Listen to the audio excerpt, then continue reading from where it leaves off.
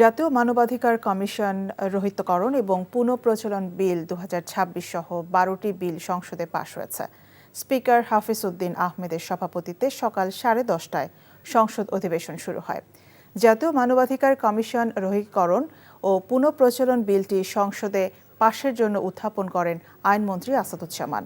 বিলটি উত্থাপনের সময় বিরোধী দলের পক্ষে সংসদ সদস্য হাসনাত আবদুল্লাহ বিষয়টিকে যথাযথ বিবেচনা করে তা পাশ করার বিষয়টিতে সংসদের দৃষ্টি আকর্ষণ করেন। পরে আইনমন্ত্রী তার ব্যাখ্যা দেন এবং সংসদে তা উত্থাপন করেন। পরে স্পিকার কণ্ঠ ভোটে দিলে বিলটি কণ্ঠ ভোটে পাশ হয়।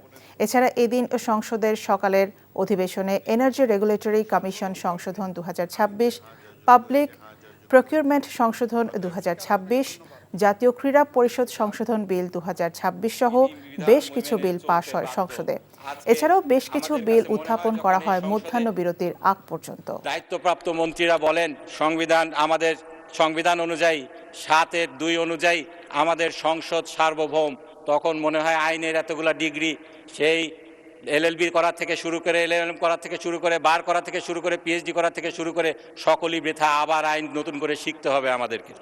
মাননীয় স্পিকার, এই বইতে আরও বলা হয়েছে, কোনো আইন সংবিধান সম্মত কিনা তা পর্যালোচনা করে আইনের বৈধতা নির্ধারণ করার প্রক্রিয়াকে বিচার বিভাগীয় পর্যালোচনা বলা হয়।